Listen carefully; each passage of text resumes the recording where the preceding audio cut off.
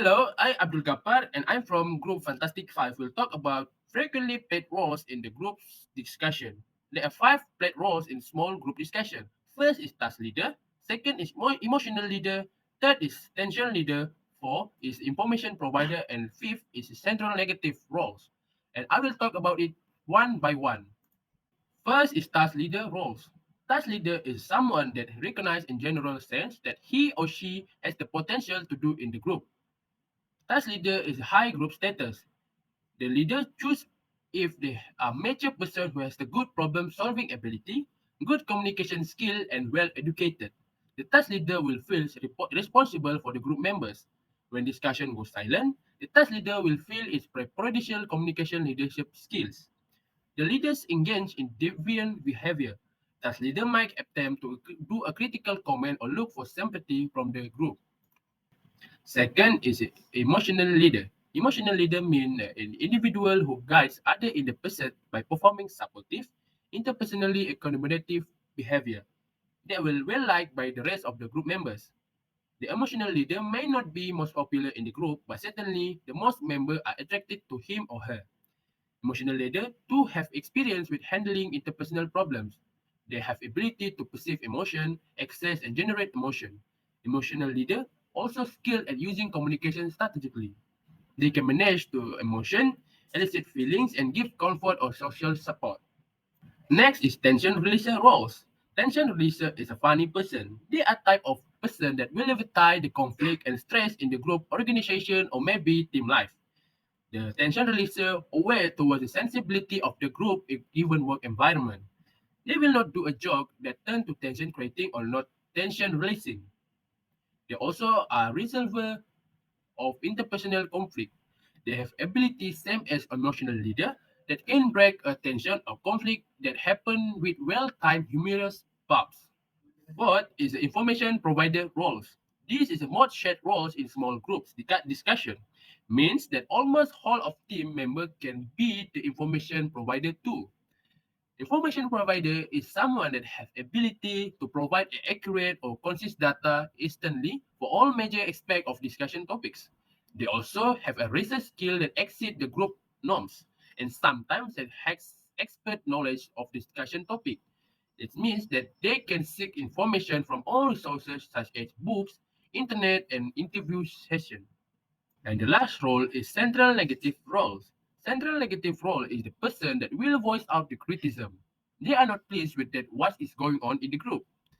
They also usually will constantly challenging the leader in the task. The group eventually sometimes will turn to the central negative person for the task leadership. They have three most frequently attempts to perform. First is evaluating ideas. Two, second is making agenda, and third is instigating conflict. Central negative have dominating and blocking behaviors. They will force the group to rethink its position carefully and make sure the task leader aware to his or her responsibilities as the task leader.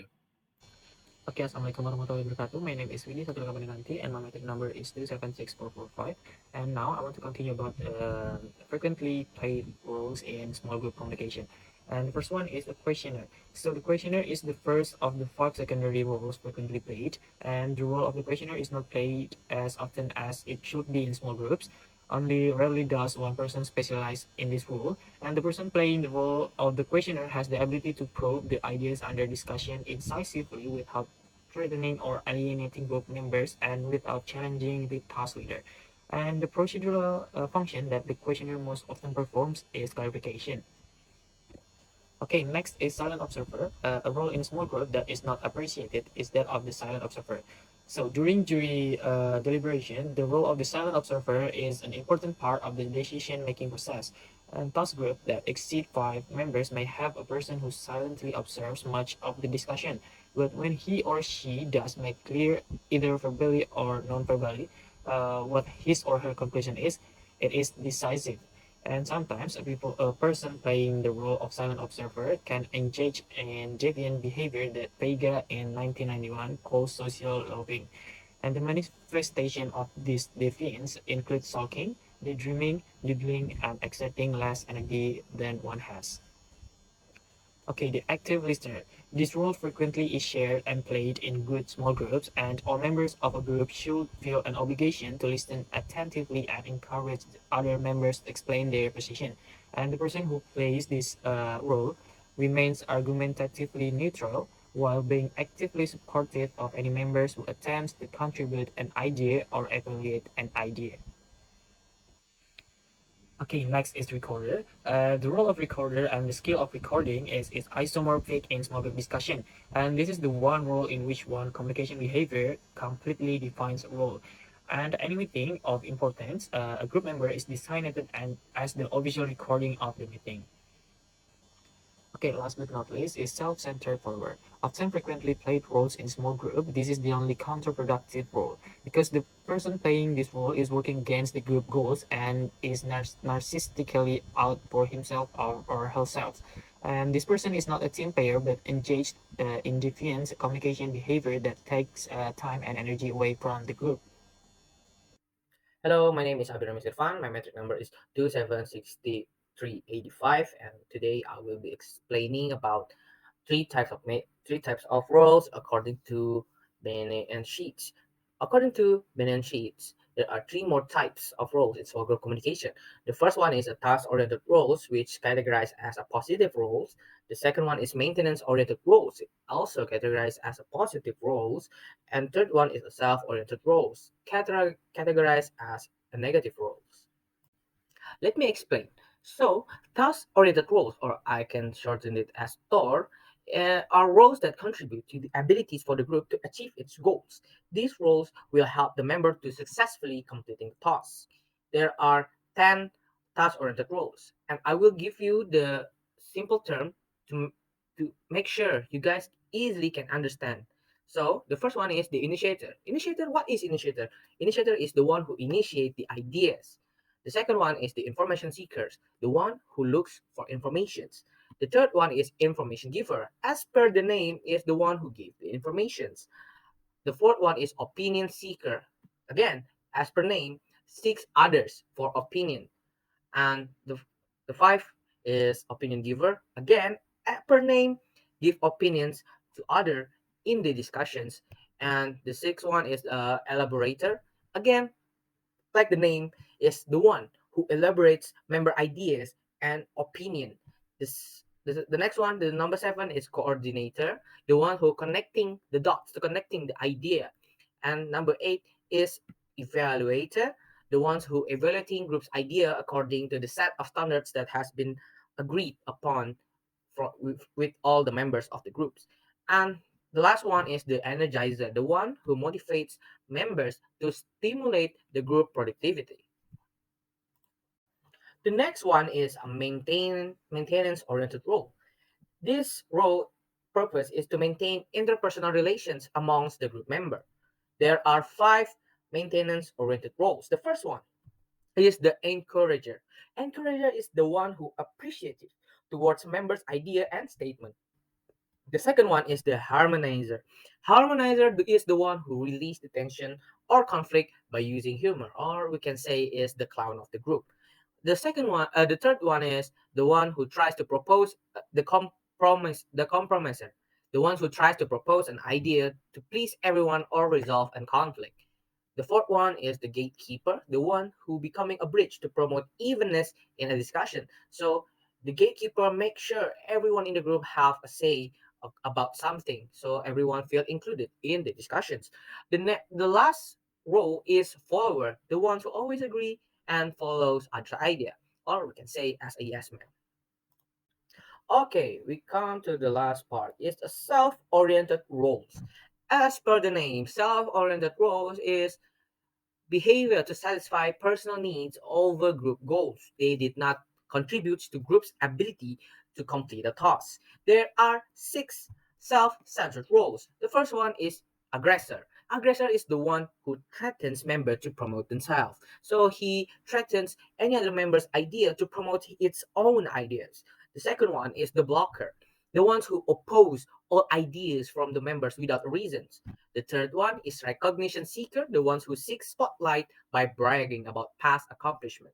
He's the one who cannot let go of the past. So the fourth one is self-confessor. the ones who tells personal feelings that irrelevant to the discussion. He usually like, I cannot do this because I'm weak and etc. Blah blah. He doesn't contribute much to the discussions.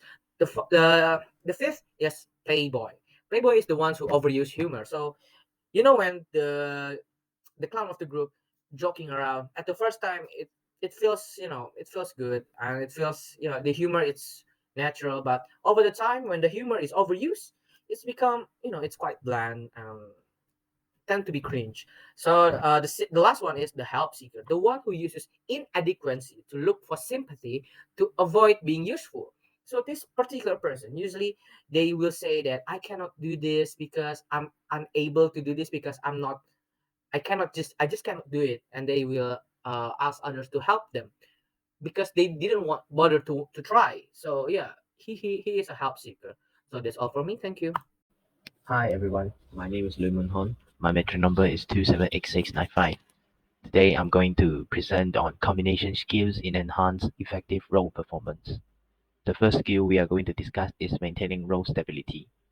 In a mature decision-making groups, they often develop clear role expectations, and within that group, the role must be played consistently. For example, if a person from the group has taken the task of becoming a task leader, he or she cannot suddenly choose not to be the role without having a major negative effect on the group.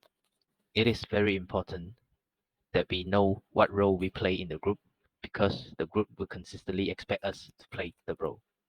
So, in order to promote role stability, it is necessary for the members to share roles and adopt the expanded role when the situation demands. And this will lead us to the second skills that I'm going to discuss, which is adopting an expanded role. As all has been suggested, the project teams during their evolution and development will encounter role instability. Sometimes newly formed groups do not move successfully through primary and secondary tensions. Experienced small group participants often can sense what group role is missing and compensate by adopting an expanded roles. For example, an inexperienced group member who does not have enough tax knowledge to do it might well perform the information provider role. If you see this situation arise, well, you may be called upon to play an expanded role by playing the information provider. You could also exist in playing the social emotional leader or tension releaser if those roles were not to be performing effectively and appropriately. Oftentimes, absenteeism always has require team members to adopt an expanded role. For example, if your leader is missing while you guys having a meeting, someone must step up and play the leader role in order for the meeting to go smoothly. The third skill is performing the leadership role when needed. There's a tendency to think that the only person playing the role of task leader is responsible for the performance of leadership function in the group. However, members of a high performance team will not hesitate to perform the necessary leadership communication behaviors when they are needed. For example, most work groups can use an increase in the number of questions asked in the discussion. Seeking ideas and eliciting idea evaluation are leadership communication skills that should be performed by several group members. Similarly, both the summarizing and verbalizing of consensus that needs to be performed after periods of intense dialogue should be done by the group as a whole. Research on group process suggests that groups produce more ideas and solutions when they create the collective intelligence by drawing on all the resources of the group members. Competence depends on knowledge, skills, and motivation. It is the obligation of every member of a discussion group to maximize the group's productivity. In high-performing groups, all members work and ensuring that the crucial leadership functions are performed. The fourth skill, assisting in procedure. The efficient running of any group meeting requires meaningful attention to the procedural details of the meeting. In most group settings, the leader needs help with procedural matters. Sometimes this help involves performing routine tasks such as photocopying, transporting materials to the meeting site, and managing the food and beverage requirements for the meeting. During discussion, such help may involve giving subtle but important reassurance to the task leader that he or she is following the appropriate procedure. Assisting on procedure is an important communication skill because it shows support for the leader and helps to build solidarity in the group. When several group members spontaneously pitch on routine procedural matters, the group is demonstrating a sense of expedited growth and cohesiveness, which are signs of a healthy group. The fifth skill, observing and self-monitoring. As indicated earlier, when a person specializes in the role of a silent observer, most of his or her communication behavior consists of the presentation of neutral statements and the affirmation of heated points in the discussion. Most small groups do not have a person who specializes in this kind of communication behavior. Hence, smell monitoring and observing is a role that must be shared. It is important for every group member to sit back occasionally from the heat of an argument and reflect on themselves whether their behaviors, as well as the interaction of each and every other group members. These moments of objectivity and self-reflection allow for many important insights. Sometimes these insights will relate to adjustment in our own behavior. For example, we realize that we have been engaged in domineering and blocking behavior in a meeting while we are arguing heatedly with others. Sometimes observing allowed us to spot unnecessary tangents and put the group back on its right course. The next skills I'm going to discuss is maintaining focus on one's professional role. In order to enhance the chances of effective role performance in project teams, one is well advised to maintain focus on one's professional role and the primary goals of the team. I believe that we all have been members of work groups that were made up by people whose company we enjoy, and we know that it makes the work go smoother if everyone likes each other. We have also participated in group work where people with people we have not been particularly fond of, but sometimes have found these unpleasant groups to be more productive than the happiness for lunch bunch. Although liking can be an important source of reference power, one side of a worker's or student's professional maturity is that the person's ability to work efficiently and effectively with co-workers to whom he or she is not attracted. Like the saying goes, you don't have to like them to work with them. We seldom can choose who will be our work teams, and members are never rewarded for how they get along with one another. However, sometimes they are reprimanded if interpersonal conflicts gets in the way of their work. As Don Corleone reminded his son Sonny in Francis Ford Coppola's classic film The Godfather, it's just business, it's not personal. When all is said and done, the most important output is group's productivity. Members' satisfactions and consensus are two groups' outcomes that enhance productivity. But even if there is little member satisfactions and even if the group seldom reaches a consensus, it can still meet its most basic objective, productivity. Unhappy groups manage to be productive when enough of the group members are willing to overlook their individual differences and personality conflicts and maintain focus on their professional role and responsibilities. Experienced project teams members reduce interpersonal conflict by pointing to the group's goals and the common need all members have for meeting those goals effectively. The next one is esprit de corps. On our 3 decades of working with teams in Fortune 100 companies and collaborating with student project teams suggest that effective role performance depends on an intangible factor, generally called esprit de corps. It refers generally to the presence of a common spirit pervading members of a team. It implies unity, enthusiasm, devotion, and self-sacrifice. A project team with esprit de corps moves as one force, each individual understanding and assisting the role of fellow team members. Developing esprit de corps is, in part, a function of willingness to compromise, to energize the team, and to encourage fellow team members. Last but not least, the encouraging. Within the context of good communication, there are many interpersonal interactions. These person-to-person communication exchange have a positive effect on the group as a whole. We can use our communication strategically to engage in positive face support and enhance each team member's self-esteem. Praising a group member's ideas or showing interest in a member's problems is a necessary part of group discussion. When a high status group member performs encouraging communication, it has an uplifting effect on the whole group. For this reason, experienced task leaders engage a lot in face supporting and identity enhancing communication behavior. Everybody needs to be praised and told that he or she is doing a good job, even the leader. Communication is a reciprocal process. That which you want, you must give way. If you want energy and team, you must give it away. If you want encouragement, you must give it away. Working in teams can be emotional and naturally high. Some of your most emotional satisfying moments in your professional life might come as a member of an insanely great group. While yet reaching these legendary status is never easy. It requires the triple E power: energy, emotion, and enthusiasm. That's all from me. Thank you, and I'll pass on to the next presenter. Hi everyone, my name is Liao Munfei.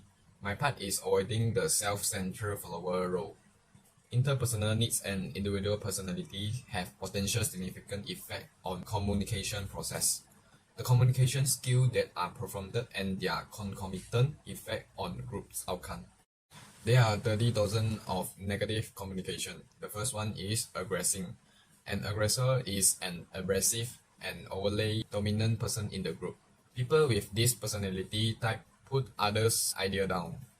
The second one is dominating. These people are too submissive of both their and the group on goods. In the words of Harris, I'm okay, you are okay. 1967. The doormat definitely thinks that he or she is not okay. The third one is eggheading. A person who flouts the fact that he or she is much more knowledgeable. This negative group member become insufferable in group decision making. Other than that is airheading. The person back away from all ideational conflict with the clan. I just don't understand what is happening. Airheads avoid doing a lot of hard work. Next is complaining. Complainers exhibit extremely social immaturity. Complainers avoid doing their fair share of the work and argue that they are given too much of work. And the next one is self-confessing. Refers to the act of sharing personal thoughts, feelings, or experience with others in the group. Self-confessing can promote trust, openness, and deeper connection within the groups. Next is help-seeking. Refers to the act actively seeking assistance, guidance, or information from others group members. If this behavior occurs too frequently, group members will too busy reassuring one another that they are capable of doing good work. Next is recognition seeking. Refers to the desire for acknowledgement, validation, or approval from other group members. Next is special interest pleading. Refers to a fallacy or persuasive tactic where a group member selectively presents evidence, arguments, or justification to support their own viewpoint or agenda while disregarding or downplaying opposing viewpoints or evidence. Other than that is playing the clown. Refers to a role or behavior where an individual intentionally acts in a humorous, lighthearted, or entertaining manner within the group. Sometimes the whole group will get silly or everything will seem hilarious, but most of the times assess hurt group productivity. Next one is blocking. Refers to behaviors or action that impede or hinder effective communication within the group. The last one is furthering, making themselves out to be the hero in where they will make group crisis intentionally and then come in to save the day. In conclusion, we should avoid playing the self-centered follower role, not only because it hurts the group, and also because it hurts you. Competence is an impression. If you do not play well with others at work, often you may not remain on the playing field for long. Thank you.